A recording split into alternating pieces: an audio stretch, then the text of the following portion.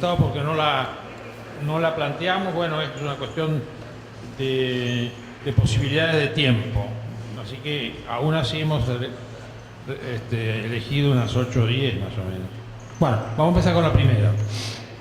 Entiendo que usted desde el Congreso ha convalidado la ley kirchnerista de expropiación de los fondos de los trabajadores autónomos. Bueno. Primero, yo no era diputada cuando se votó eso, así que por lo tanto no la voté, pero los miembros de mi partido que eran diputados tampoco la votaron en ese momento. Nosotros formábamos parte de la coalición cívica y la coalición cívica votó en contra. Muy bien, muchas gracias.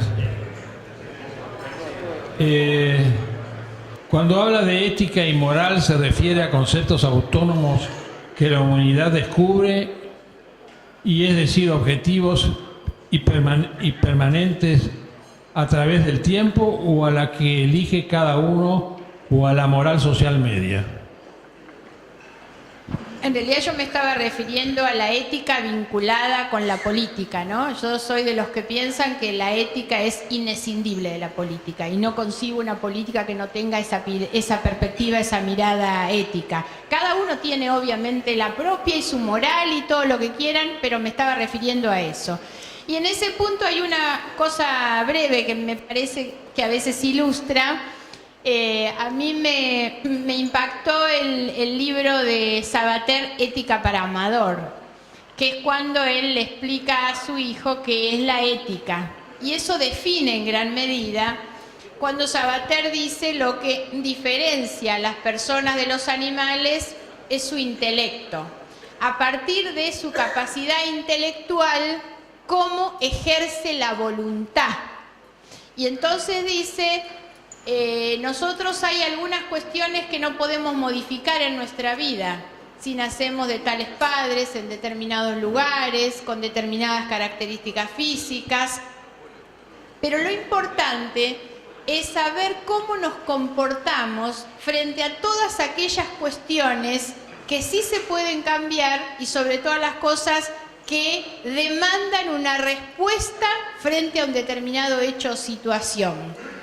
Eso es cómo uno ejerce su libertad, cómo uno se para frente a lo que es bueno o es malo, útil o inútil, conveniente o inconveniente. El ejercicio de la libertad, cómo uno ejerce su libertad, eso es la ética, dice Sabater. Y creo que esto es una buena definición. Es entender que somos ciudadanos, que somos personas inteligentes y libres. El tema es cómo usamos nuestra inteligencia y nuestra libertad para actuar frente a determinadas situaciones. Ahí uno define el comportamiento ético. Y yo creo que esas son las cuestiones que tienen que regir en la política. Muchas gracias. ¿Quién piensa que será el candidato presidencial del Frente Amplio UNEN?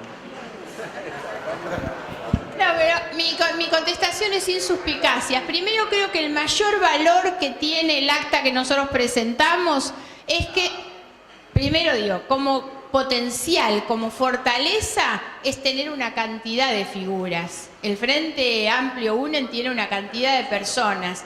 Una característica tienen en común todos esos muchos que ustedes vieron el otro día ahí: nadie tiene prontuario. Toda gente de una integridad extraordinaria. A uno puede gustarle más un candidato u otro, pero todos los candidatos se van a someter a la ley de internas abiertas, simultáneas y obligatorias. Por lo tanto, como les decía antes, lo que nosotros hicimos es construir una herramienta, pero en definitiva quien va a decidir quiénes son los candidatos es el ciudadano cuando vote. A mí me gusta Wiener, lo digo sin ninguna reserva, la verdad. Me gusta porque tiene capacidad de gestión, porque es una persona con las características de moderación y diálogo que exige el momento que viene. Salir de la crispación y la confrontación del kirchnerismo requiere personas con capacidad de diálogo, de construcción de consensos, de respeto por el otro y por sobre todas las cosas, lo que dije antes, es ejemplaridad de conducta. Y me parece que ahí Wiener es una persona que encaja perfectamente, pero quiero que se entienda que no lo digo en desmedro de ninguno de los otros. Cualquiera de los candidatos son muy buenos, personas íntegras. Por lo tanto, lo importante es que la gente pueda en definitiva votar y elegir. Muchas gracias. ¿Qué candidatos con posibilidades reales puede exhibir Faunen en la provincia de Buenos Aires para gobernador? A ver, primero tenemos muchos, porque me ha pasado en los últimos días que algún periodista me dice, bueno, usted ya dijo que no quiere ser, ¿y qué va a pasar? Y yo digo, miren, tenemos un montón. Les presento uno, que es el diputado Omar Duclos. Él se va a enojar porque yo digo esto, pero Omar Duclos fue durante muchos años intendente de la ciudad de Azul. Es actualmente diputado nacional, es una persona que viene con esa trayectoria de los que gestionaron muchos años y tiene un conocimiento y una visión estratégica de la provincia y es muy joven, pero dentro de nuestro partido, solamente dentro de nuestro partido hay varios. Omar es uno de ellos, el senador Jaime Linares es otro, también con una historia, una trayectoria importante, ha sido muchos años intendente de Bahía Blanca. Nuestro intendente de Rivadavia, Sergio Buil, es una persona que está en gestión actualmente y es muy pero muy buena. Gerardo Milman, que fue diputado y está en el AFCA, es una persona que también está en condiciones. Eso les digo solo dentro del partido GEN que yo presido. Afuera de esto el radicalismo tiene intendentes muy pero muy buenos, qué sé yo, por decir algunos, Miguel Lungui, el intendente de Tandil, por ejemplo, también una persona que viene en gestión hace mucho tiempo. Por lo tanto, no tengan temor que candidatos a gobernador hay muchos, no solo como buenos candidatos, sino como potenciales buenos gobernadores, que eso es más importante que ser candidato. Y después la otra cuestión es que esta es una elección donde la lista presidencial va a ser muy importante. Es una lista con un gran arrastre de la primera parte de la boleta, por lo tanto también es una buena oportunidad para promover gente joven, gente nueva, que realmente pueda poner un poco en juego sus conocimientos y sus experiencias en una elección donde la mayoría va a decidir la boleta por el arrastre de la boleta presidencial, ¿no? Del cuerpo presidencial de la boleta. Muchas gracias. ¿Cuál es su postura frente a las retenciones? ¿Cuál es su postura frente a los planes sociales? Con dos preguntas, nada que ver. No, sí, sobre todo yo hoy dije, no pude profundizar mucho en algunos de los temas que solamente enumeré de manera genérica.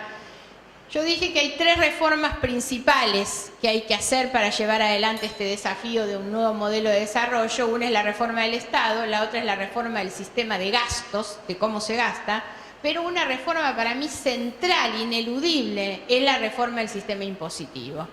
Yo creo que nuestro sistema impositivo no resiste más. Tenemos un sistema impositivo inequitativo, injusto, regresivo, enmarañado, con dobles o triples imposiciones, la verdad. No resiste más. Hay que pensar en una reforma fundamental, estructural a nuestro sistema de impuestos, pero lo que no se puede es seguir con esta cuestión de los parches sobre los impuestos. Cada vez que hace falta plata, inventan un impuesto nuevo. O hay presión y se cambia algo. Las reformas al impuesto a las ganancias eran necesarias, pero la verdad así no debe ser. El ideal, digamos, para mí, sería un sistema donde el impuesto fuera el impuesto a las ganancias. No tanta cantidad de impuestos, sino menos impuestos, mucho mejor ejecutados, por supuesto, donde efectivamente se pague en función de lo que se gana.